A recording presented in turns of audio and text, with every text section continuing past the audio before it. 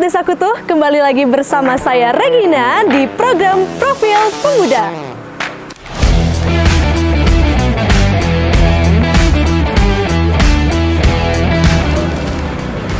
Nah, kalau kemarin kita udah ada di Banjar Jabopura, hari ini kita berkesempatan langsung nih untuk datang ke Banjar Kajejati. Nah, kalian pasti penasaran kan? Jadi, tanpa berlama-lama lagi, yuk kita langsung gas aja.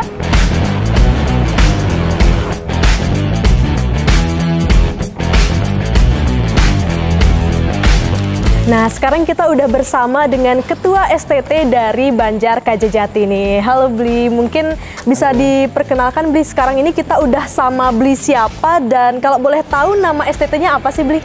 Baik, terima kasih.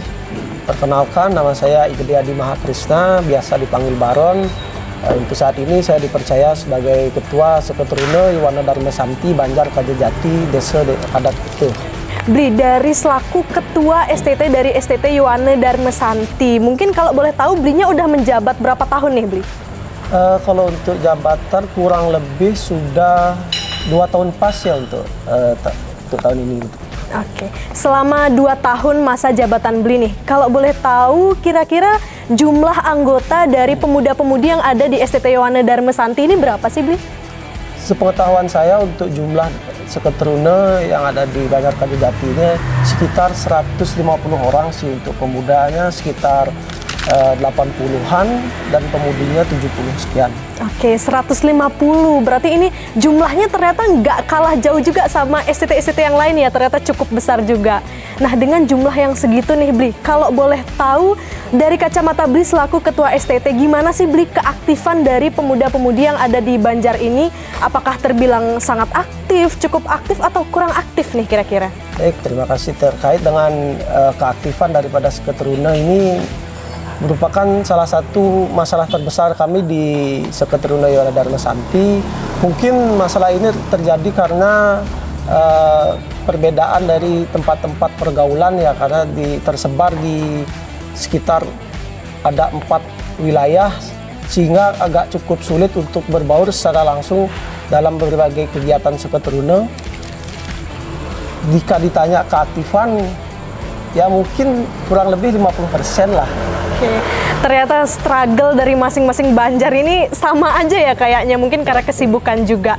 Nah, kalau ngelihat dari persentase yang tadi kan dikasih 50% nih Bli, mungkin bisa dikasih tahu Bli, kira-kira ada nggak sih cara-cara yang Bli lakukan untuk bisa mengorganisir pemuda-pemudi yang ada di STT Yuwana Dharma Santi ini sehingga bisa terus aktif atau mau gitu berkontribusi dalam kegiatan ogoh-ogoh ini?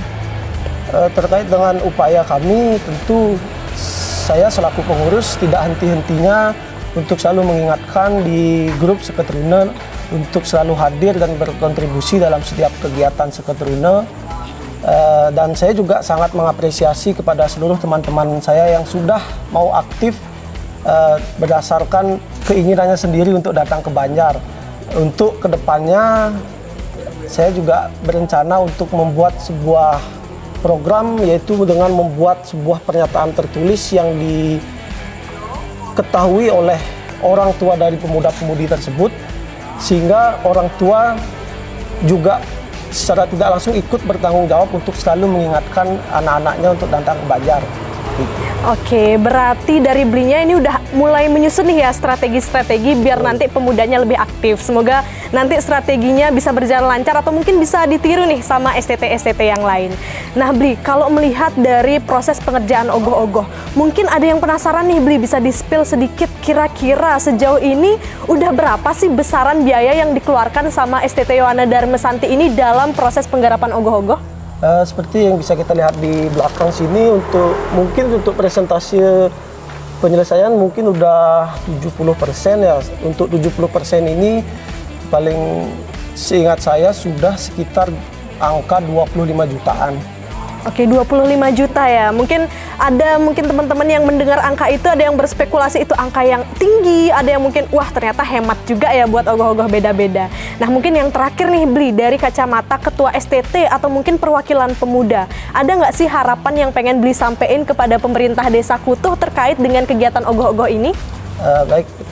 Kepada pemerintah Desa Kutuh tentu saya sangat mengapresiasi dan berterima kasih karena setiap tahunnya pemerintah Desa Kutuh selalu memberikan kami dana untuk melaksanakan kegiatan kreativitas ogoh-ogoh ini. Tentu dengan harapan saya tentu adalah dengan membuat sebuah perlombaan internal antar desa.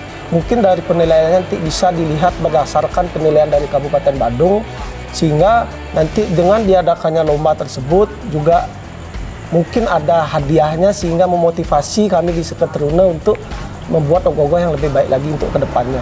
Mungkin itu sih. Oke, harapan dan keinginan yang cukup bagus nih dari Ketua STT Yohana Darmasanti ini. Semoga nanti bisa didengar ya Bli sebagai dari pemerintah dan mungkin bisa jadi solusi juga biar pemuda tambah semangat mungkin datang ke Banjar dan menggarap ogoh-ogoh ini.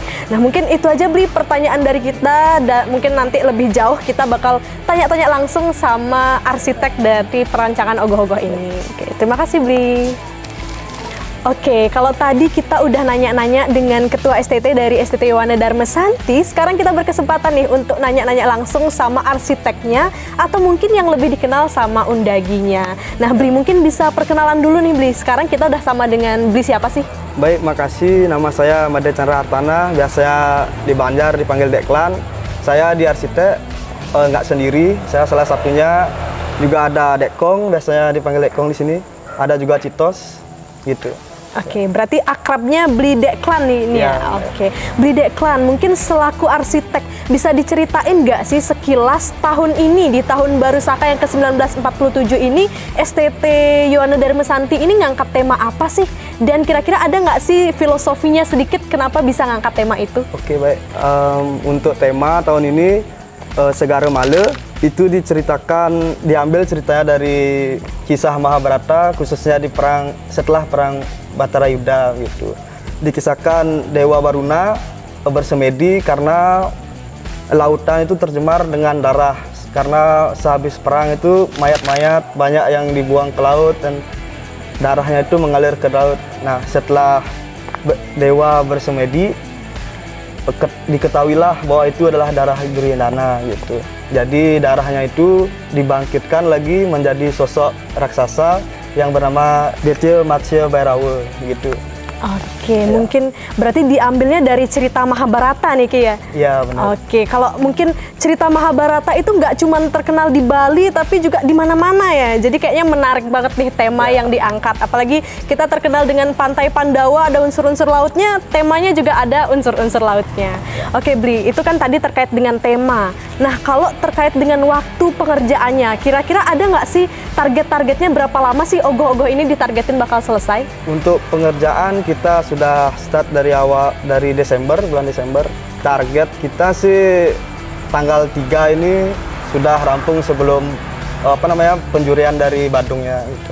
Oke, berarti sekitar 3-4 bulanan lah ya? Iya. Oke, mungkin waktu yang bisa dibilang panjang atau waktu yang singkat bisa dinilai sendiri deh sama teman-teman semuanya. Oke, Bli, mungkin terakhir nih selaku arsitek, ada nggak sih harapan yang pengen Bli sampein kepada generasi-generasi muda mungkin yang nanti bakal meneruskan Bli selaku arsitek?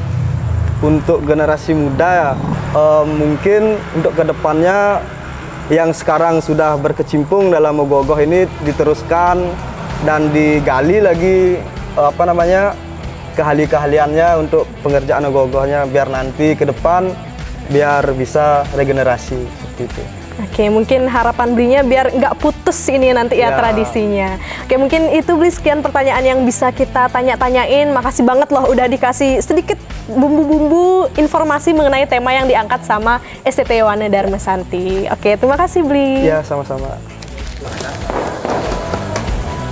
Nah, itu dia liputan kita di STT Yohana Darmasanti. Jangan lupa untuk tetap nantikan Profil Pemuda di hari berikutnya. Tetap jaga kekompakan pemuda untuk wujudkan Desa Kutuh yang kuat dan utuh.